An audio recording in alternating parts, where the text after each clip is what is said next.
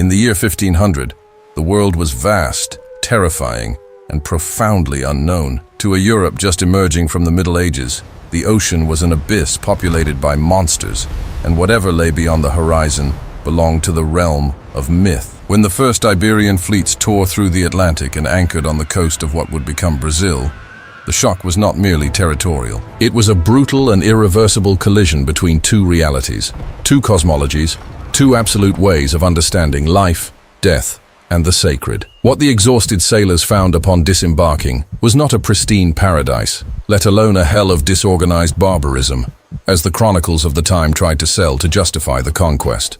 They encountered a pulsating continent, a land dominated by warrior nations of a social and spiritual complexity that the European mind was structurally incapable of deciphering. And at the center of this abyss of mutual incomprehension was the practice that would define the image of the Americas for centuries: tribal anthropophagy.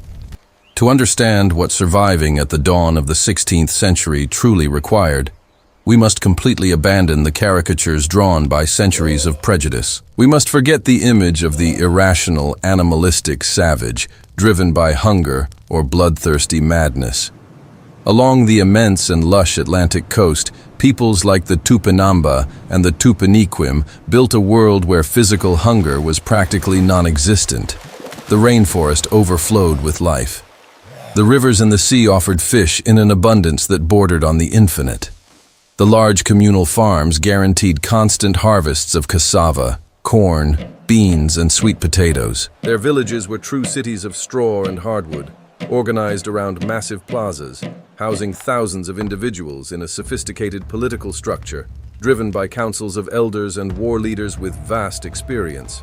Therefore, physical survival, the simple act of keeping the biological body alive and fed, was a resolved issue. The true challenge, the real struggle that consumed the energy, the art, and the vital purpose of these nations, was the survival of the soul. It was the preservation of honor, of the name, and of the legacy of a people in an unforgiving universe that demanded a constant reaffirmation of strength. In the Tupi-Guarani worldview of 1500, the cosmos was not a peaceful place administered by a benevolent creator.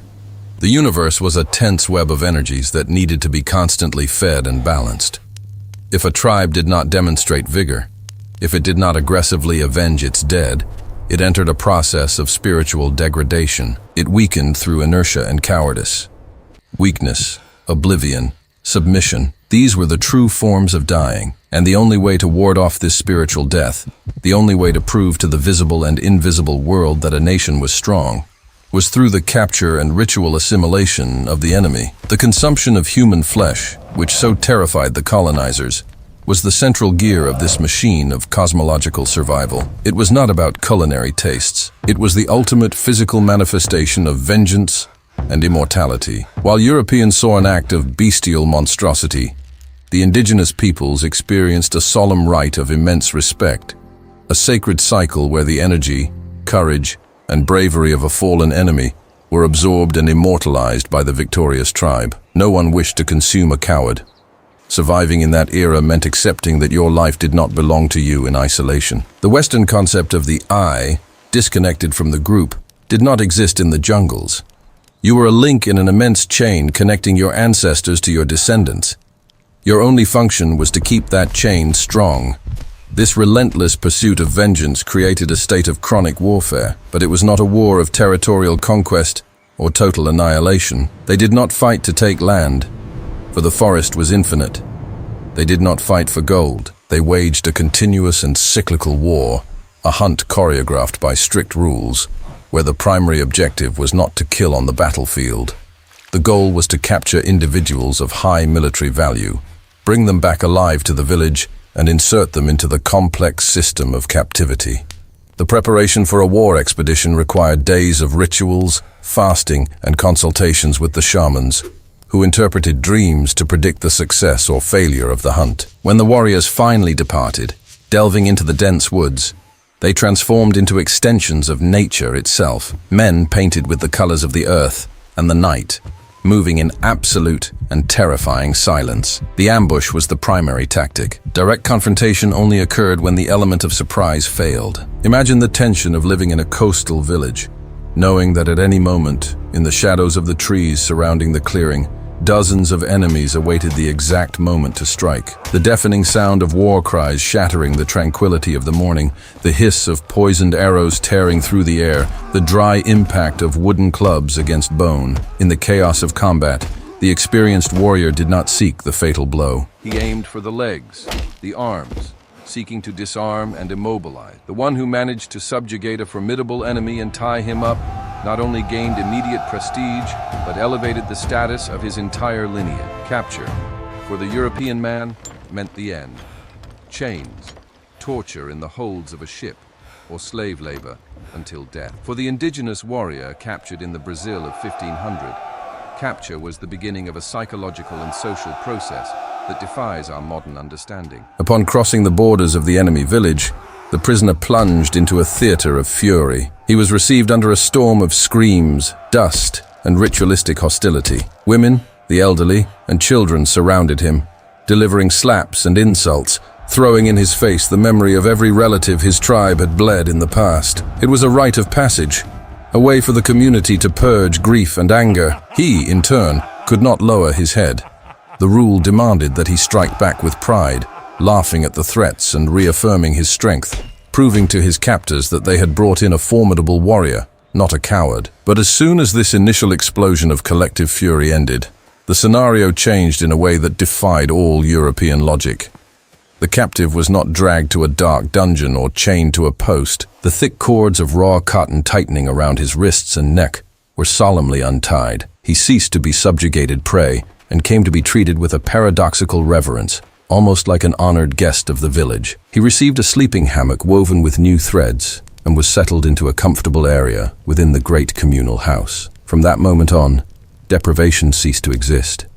He was fed a continuous banquet. The best parts of the hunt, the fattest fish and the sweetest fruits were delivered to him even before the local leaders. The integration was so deep and complex that the very warrior responsible for his capture frequently offered him a woman from the tribe, sometimes a sister or daughter, to be his wife during the time of captivity. She would be tasked with caring for him, preparing his meals, and keeping him company, creating real, everyday bonds within a life that was already walking toward sacrifice. The prisoner began to live within the heart of the society that planned to execute him. He hunted with them. He participated in their conversation circles. His time in captivity could last weeks, months, or even years. And during all this time, the surrounding forest remained an open door. There were no wolves, no armed guards watching his sleep. He had countless opportunities to flee into the woods and try his luck on the long journey back home.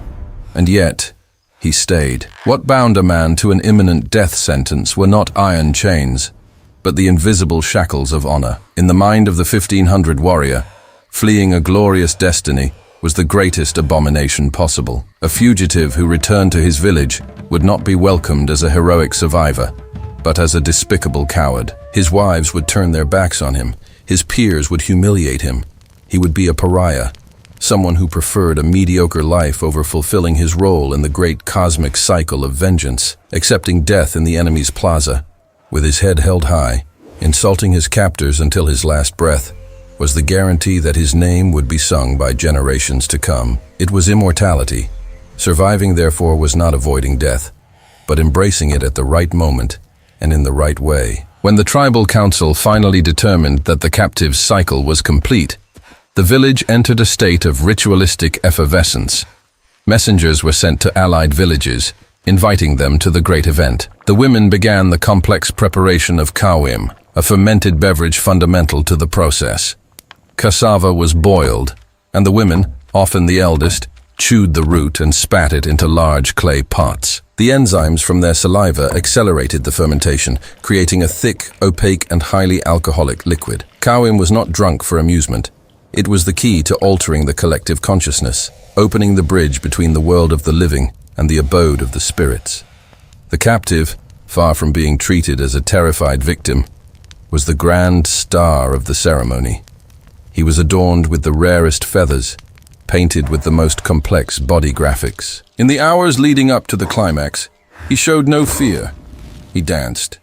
He sang the deeds of his own tribe, provoking those who were about to devour him He recalled aloud how many warriors from that very village he had already killed and consumed in the past. He reaffirmed his worth, assuring his enemies that they were not about to devour just anyone, but a formidable warrior. The executioner, in turn, prepared himself with equal reverence. He underwent rites of purification and wielded the Ibirapima, a heavy club made of hardwood, frequently decorated with feathers and ceremonial paintings. The executioner did not act out of passionate hatred.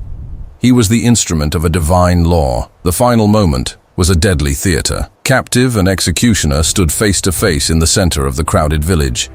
The ritual dialogue that followed was an exchange of absolute truths. The executioner declared that he would kill him to avenge his dead. The captive responded that death would not erase him, for his relatives would soon come to avenge him, restarting the infinite cycle. Then, the blow descended. Fast, precise, crushing. The warrior did not suffer a prolonged agony. He fell, and in that very instant, his status changed. The physical body was dead, but what happened next was the purest manifestation of that culture's faith.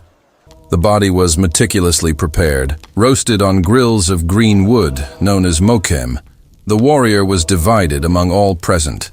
The consumption of human flesh was ceremonial and fractionated, a small piece for each individual, from the elder to the child. It was the ultimate act of warrior transubstantiation. By ingesting that flesh, the tribe did not quench the hunger of the body, but satiated the cosmic hunger of the community, absorbing the fearlessness, the strength, and the unbeatable spirit of the enemy. It was the final proof that bravery, after all, does not die. It merely changes hands. This entire social structure, balanced for centuries on the blades of sacrifice and honor, began to crumble at the turn of the 16th century. The arrival of European caravels introduced variables into the equation of survival that no shaman, no matter how wise, could have foreseen. The initial shock was not military.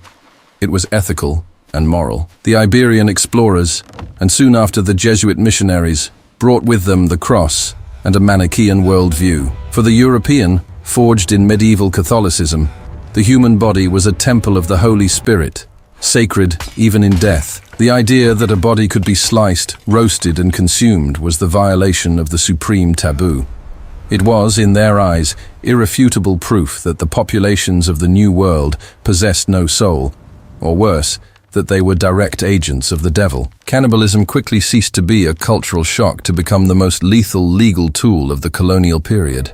The Portuguese crown established the doctrine of the just war. This law dictated that allied indigenous people who accepted catechesis and subjugation should be protected. However, any tribe that practiced anthropophagy or resisted Christian dictates could be legally attacked, exterminated, or enslaved. The ritual that once guaranteed the tribe's spiritual survival became the legal justification for its physical annihilation. To survive, indigenous leadership had to adapt their strategies in real time. Some nations decided that an alliance with the invader was the only way to avoid extermination, converting to Christianity and marching alongside the Portuguese and French against ancient rival tribes. Others chose armed resistance, leading epic conflicts that bathed the coast in blood for decades. However, the true executioner of the indigenous world did not wield steel swords or fire arquebuses. The greatest enemy traveled through the air, in breath and in touch. Influenza, smallpox, measles, tuberculosis. The geographical isolation of the Americas over millennia meant that native populations had absolutely no immunological resistance to the diseases of the Old World. Surviving in the era of tribal cannibalism required the strength to face an enemy as an equal. But the arrival of the Europeans changed that rule relentlessly. There was no fighting smallpox, the flu, or measles using bows and clubs. The enemy was now invisible and biological. Warriors who had never feared death in combat withered away in their hammocks, destroyed by fevers, with no one to attack or take vengeance upon. The impact was lethal and definitive. The epidemics killed millions of indigenous people quickly, but the greatest damage was structural. The elders and the shamans were the first to die. Because these societies relied on oral tradition, losing the elders meant losing the entire historical archive, the laws and the rituals of the people. The chain of knowledge transmission was cut at the root. The The absolute oblivion that these tribes had spent centuries fighting to avoid through war and honor ended up happening in a matter of months, wiping entire nations off the map without a single arrow needing to be fired by the colonizer. It is essential to understand that the beaches of Brazil were not an isolated macabre anomaly in the world. The way societies dealt with the boundary between life and death varied drastically around the globe. In Mesoamerica, during the same period, the powerful Aztec Empire managed survival through an industrial-scale system of sacrifice. For them, the cosmos was unstable, and the gods needed to be fed with human blood, so the sun would not go out and the rain would not cease. The Aztec flowery wars had the sole purpose of capturing prisoners for the altars of Tenochtitlan, where priests executed monumental sacrifices, often followed by a restricted and highly elite consumption. In other parts of the globe, such as in the dense forests and misty mountains of Papua New Guinea, or in the most isolated regions of the deep Amazon, among peoples like the Wari and the Yanomami, anthropophagy took on a completely different face, as fascinating as it was moving. There, the motivation was not war. There was no hatred, nor the desire to steal the courage of a fallen enemy in battle. What operated in the heart of these societies was endo-cannibalism. They did not consume the invader. They consumed their own deceased relatives. To our modern minds, trained to hide death in varnished wooden coffins and bury it under cold tombstones in silent cemeteries, this might initially sound incomprehensible, but we must look through their eyes. For these cultures, devouring the dead was the physical manifestation of unbearable grief, the final act of devoted love that transcended the barrier of organic death. When a father, a mother, or a child took their last breath, the village did not see a body to be discarded. They saw a vessel of memories and affections that was about to be tragically lost. The true horror, the nightmare that turned the stomachs of these people, was not the act of ingesting human flesh. The intolerable dread was the idea of taking someone you loved your entire life, someone who shared the fire, the stories, and the warmth of the longhouse, and throwing that body into the dark, damp earth. They felt chills, thinking of their loved one's flesh rotting in the loneliness of the soil, being dismembered by worms, roots, and insects, completely abandoned in the dark, and far from the comfort of family. To them, traditional burial as we know it was the true monstrosity. It was the supreme act of abandonment and cruelty to the one who departed. Instead of surrendering the dead to the oblivion of the earth and the coldness of putrefaction, the community welcomed them back into their own bodies. The ritual was painful, lengthy, and surrounded by profound sadness. Among some peoples, such as the Wari of the Brazilian Amazon,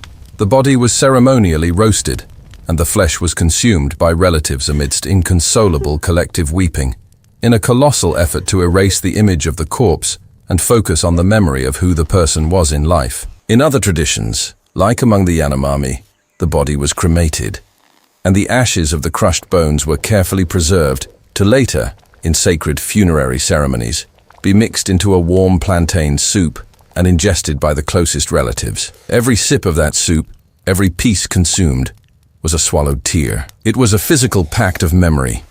By turning their own bodies into the living, pulsating tomb of the departed, they guaranteed that the individual would never be alone in the afterlife. The dead continued to walk with them along the forest trails, continued to breathe through their lungs, continued to live, literally and spiritually, within the warm safety of their community. Love, in these cultures, was so absolute and profound that it refused to let death dictate the end of coexistence. The humanity of 1500 was a vast laboratory of desperate and poetic attempts to find meaning in the inevitable end. The Europeans imposed their vision with fire and metal, burying their dead in stone cemeteries and trying, in vain, to erase the memory of those who sought eternity through the consumption of the other. The great communal houses disappeared.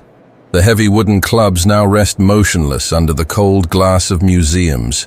The flames that roasted the bodies of valiant enemies were extinguished by the relentless rains of time and the heavy march of Western civilization. But the soul of these societies found a way to survive, transforming the most feared practice into a weapon of intellectual resistance. In the 20th century, Brazilian intellectuals and artists looked back at the cultural chaos of colonization and wrote the Anthropophagic Manifesto. They understood the profound metaphor of that ancient world and declared that the survival of our identity lies precisely in the ability to devour the other. We do not reject the culture that comes from the outside, from the colonizer, from the foreigner.